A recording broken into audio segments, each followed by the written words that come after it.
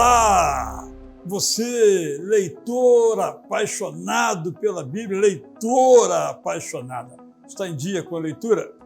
Espero que sim, porque estamos lendo o livro de Números. Gênesis, Êxodo, pulamos Levítico e agora Números, depois Deuteronômio. Em algum outro momento, leremos Levítico pelas razões que vou explicar. Já comentamos os primeiros 16 capítulos de Números, agora estou aqui com a minha Bíblia para usar aqui no capítulo 17. Lembro então que essa tenda do testemunho e o tabernáculo, há uma discussão muito grande entre os teólogos se são duas coisas diferentes. É possível que antes do tabernáculo houvesse, fora da sede ali do arraial, do meião do arraial, houvesse um lugar chamado Tenda do Encontro. Quando o tabernáculo ficou pronto, essa possível Tenda do Encontro veio para o interior do tabernáculo, se tornando o próprio tabernáculo. Então, Tenda do Encontro ou tabernáculo são duas expressões sinônimas, embora um autor ou outro pense que sejam coisas diferentes, mas não temos qualquer evidência para esse tipo de comportamento. Isso vimos, então, no capítulo 17. No capítulo 18, nós temos aí dois probleminhas. Um é desses primogênitos. Vamos entender um pouquinho isso. Você sabe que estamos lidando aqui com uma cultura que é uma cultura oral, é uma cultura em que as pessoas não sabem ler, uma cultura em que a palavra de Deus, não no sentido P maiúsculo, mas aquilo que Deus tem para dizer, deve ser dito de uma maneira pictórica, de uma maneira factual, de uma maneira que não se esqueçam. Então, vocês sabem que o primogênito, o filho primeiro, na cultura antiga em geral, não só na cultura judaica, hebraico-judaica, era algo muito especial. Você lembra da história de Esaú e Jacó, mostrando ali o valor da primogenitura. Ora, o primogênito é, então, entre os filhos, o mais abençoado por Deus. Vamos colocar assim nesses termos, só para entendermos, porque ele garante a prole, garante a família, garante a continuidade do clã, a permanência do povo. Por isso, então, Deus diz, eu quero o primogênito. Você tem que me dar aquilo que é a primícia, para entendermos até o dízimo. Mas o que Deus faz? Não precisa me dar o primogênito, me dê uma oferta. Essa oferta funciona como um resgate, como uma troca, como um lugar de. Para quê? É claro o texto bíblico, para que ninguém se esquecesse de que o livramento do povo hebreu para sair do cativeiro do Egito foi uma obra maravilhosa do Deus eterno. Não foi uma conquista deles, não foi o povo que se armou, o povo hebreu, e saiu na marra, na guerra. Foi um presente, não foi uma conquista, foi uma dádiva. Isso, o cuidado da entrega do primogênito lembra o povo desse aspecto. E a mesma dimensão está em relação ao dízimo. No capítulo 18 e 21, lemos sobre esse compromisso. Aos filhos de Levi e aos levitas, dei todos os dízimos em Israel por herança, pelo serviço que prestam, serviço da tenda do encontro ou do tabernáculo. Portanto, nós sabemos que o dízimo surgiu como uma iniciativa de Abraão, algo voluntariamente entregue. Quando veio a legislação mosaica, esse dízimo foi organizado e se tornou obrigatório. Uma coisa é uma família, como a de Abraão, fazer. O convencimento, a palavra, a tradição funcionava. Outra coisa é um povo todo, muitas tribos. Aí nós temos que ter uma lei, isto é, uma obrigação. Agora, então, o dízimo passa a ser obrigatório. Mas tinha uma finalidade, que fica clara no texto. Essa finalidade é para que a religião, o serviço religioso, fosse mantido. Porque também o que iria acontecer, sem o dízimo, não haveria o serviço religioso, não havendo o serviço religioso, o povo cairia na idolatria. Basicamente, isso, como até hoje acontece, nós precisamos de igreja para nos lembrar quem nós somos, para onde estamos indo, sermos educados nos mandamentos de Deus. Não mudou nada. E a igreja existe para isso, a igreja para existir precisa do dízimo para se manter. Mas não pode ser totalmente voluntário. É totalmente voluntário. Então são 3 elementos. Nós temos o tempo da graça, com Abraão, o tempo da lei, e agora temos o tempo de Jesus, em que nós temos um encontro entre essa obrigatoriedade e essa graça. Hoje o dízimo não é obrigatório, mas é ensinado. Esses elementos nos ajudam a avançar em relação a este assunto.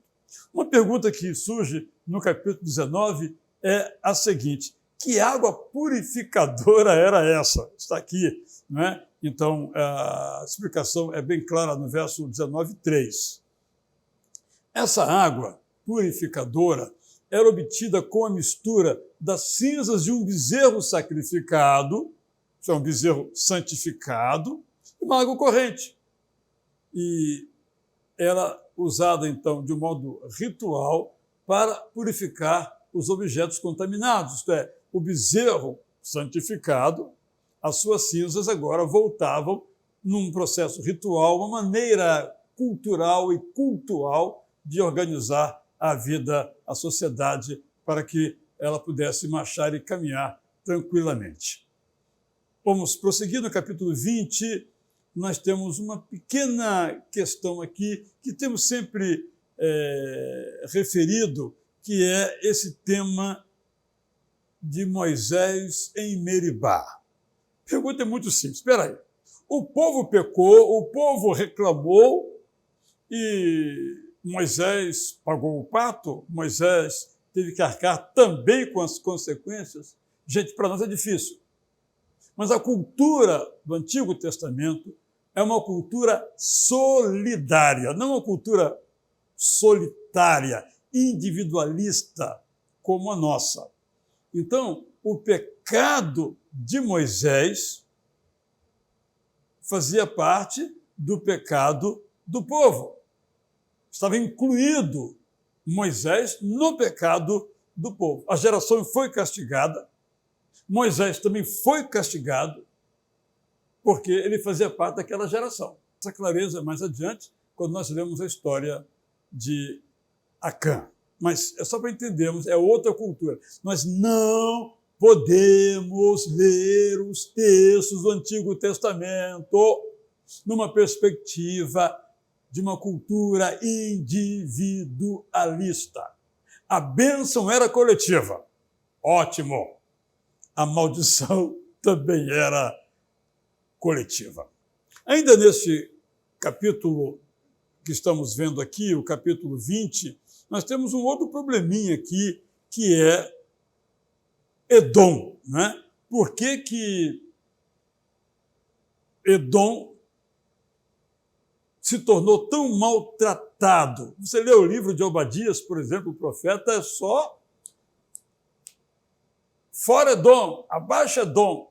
Aqui está a explicação, verso 21. Os edomitas se recusaram a deixar Israel passar pelo seu país. Você imagina quantos anos gastaram para fazer esse desvio. Por isso ficou aquela mágoa e é algo para a gente entender porque aquilo não foi esquecido. De volta e meia, nós temos isso aí. No capítulo 21, nós temos a figura da serpente de bronze, uma exceção. Deus proíbe esculturas, mas aqui nós temos uma exceção, como é aquela escultura que está sobre a arca, os querubins. Aqui é uma exceção, e Jesus vai citar essa exceção. Depois que o povo, então, peca, temos aqui as circunstâncias todas em Meribá, há um castigo, e o povo morre, ou começa a morrer, mas Deus mesmo, verso 7, providenciou um meio pelo qual a oração de Moisés, que intercedeu pelo povo, podia ser ouvida.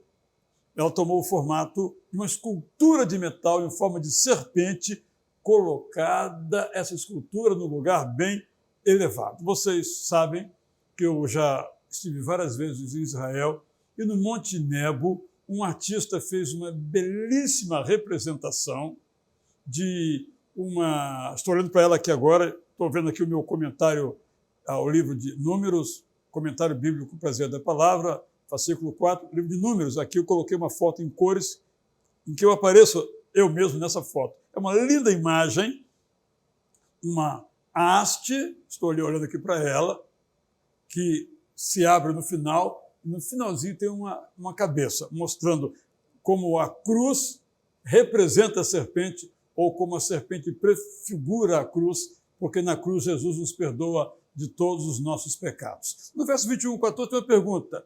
Que livro das guerras do Senhor é esta? Bem, só temos esta menção, é um rapax, isto é uma referência única em toda a Bíblia ao livro das guerras do Senhor, que nunca foi encontrado. Quem sabe um dia seja encontrado e saberemos então de que se trata. No capítulo 22 começa a história de Balaão, uma história realmente fora do cabo, se assim nós podemos dizer.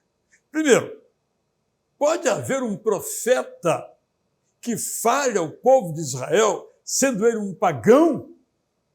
Bem, essa história mostra que Deus falou através de uma besta, quanto mais através de um pagão, né? Então é uma história muito interessante de como isso aconteceu, de como esse homem perverteu Israel, aparentemente falou que era coisa boa, ia amaldiçoar por dinheiro, deixou de amaldiçoar por dinheiro porque Deus o advertiu, mas o coração dele não foi convertido e ele levou o povo ao pecado, e encontramos bem toda essa história aí, tocante, que nos leva a ter muito cuidado a este aspecto. Por isso, o verso 1 do capítulo 24, quando Balaão viu que era do agrado do Senhor que ele abençoasse Israel, não foi essa vez como antes ao encontro de agouros, mas voltou o rosto para o deserto. Então, as profecias de Balaão, escreveu no meu comentário, não garantem que ele esteja crendo no Deus de Israel.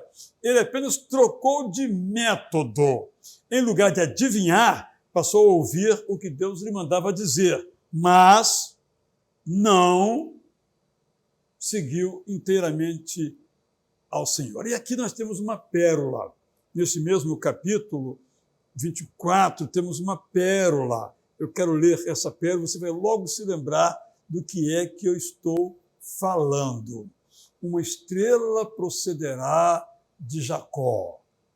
É uma promessa messiânica incrustada aqui, e que no grande musical O Messias é destacado em toda a peça, basicamente essa repetição, que uma estrela procederá de Jacó, uma promessa messiânica, uma pérola perdida, podemos dizer assim, embora nada na Bíblia seja perdido, como nós bem sabemos. Então, essa história de Balaão, e mostrando quando ele tinha um coração mau, e assim continuou, apesar de muitas oportunidades que ele teve, mas ele não se converteu. Continuou sendo um profeta pagão, embora de vez em quando falasse coisas interessantes, e Deus se revela de maneiras que a gente não pode compreender, não pode entender. Depois nós temos aquela história das filhas de Zelofeade, que questionaram a lei, Números 27, e é interessante que Moisés mudou a lei para contemplar o direito das mulheres. A Bíblia é um livro em que as mulheres têm os seus direitos preservados, diferentemente do que muitas pessoas dizem, que começam a ler a Bíblia com os olhos de hoje, como se hoje nós fôssemos mais civilizados do que pessoas de outra época, um grande equívoco. E aqui, no capítulo 27, nós temos o anúncio da morte de Moisés. E aqui nós vemos a grandeza de Moisés. Quando Deus lhe comunica que ele vai morrer sem entrar na terra de Canaã, Moisés não se preocupa com ele mesmo, ele se preocupa com o seu povo. Quando lermos Deuteronômio, vou aprofundar um pouco mais este assunto, porque eu acho que Moisés não foi castigado por não entrar na terra. Mas isso é uma questão que veremos posteriormente, como pretendemos, e nós vamos avançando aqui, e no capítulo 30 nós temos o lance do voto, fazer um voto a Deus. Podemos fazer voto a Deus? Deus não pede. Agora, meu amigo, minha amiga, se você fez, por favor, cumpra. E nós vamos avançando aí, temos os midianitas, os moabitas, sempre em guerra com Israel. Não foi uma relação fácil, eram os vizinhos mais próximos. Estariam hoje todos do outro lado de Israel, onde hoje é a Jordânia. E aí a história prossegue com vários aspectos, voltamos a Balaão, inclusive, mas estamos caminhando aqui para o final. Certamente esses são os problemas que nós encontramos até aqui. Eu quero terminar, então, trazendo apenas uma menção aqui no capítulo, deixa eu voltar aqui um pouquinho, no capítulo 33. Deus manda expulsar os moradores de Canaã. Verso 31. Fale com os filhos de Israel e diga-lhes: quando vocês tiverem passado o Jordão para entrar na terra de Canaã, deve expulsar da frente de vocês todos os moradores da terra, destruir todas as pedras com figuras, isto é, figuras representando divindades, e todas as imagens fundidas. Bem, e no verso 55, se vocês não expulsarem, eles serão para vocês como espinhos nos olhos e como aguilhões nas costas. Eles perturbarão na terra em que vocês irão morar. E o que foi que aconteceu? Não expulsaram. E foi exatamente o que aconteceu. Essa ordem, portanto, divina tinha uma razão muito clara. Porque eles eram idólatras. E a convivência deles, eu me lembro rapidamente aqui de Pedro, quando ele diz: vocês devem evitar conviver com essa geração perversa, logo nos primeiros sermões dele. Exatamente isso. O povo não expulsou e aquilo foi espinho na carne dele, aguilhão, ferrão nas costas dessa gente, porque não obedeceu, porque Deus sabia o que ia acontecer, deu esse conselho, mas eles não fizeram. E Paulo já nos lembrou, né, que as más companhias pervertem os bons costumes. E assim, chegamos ao final de Números. É claro que temos outros aspectos a comentar, mas vamos ficar por aqui. Boa leitura desse extraordinário livro.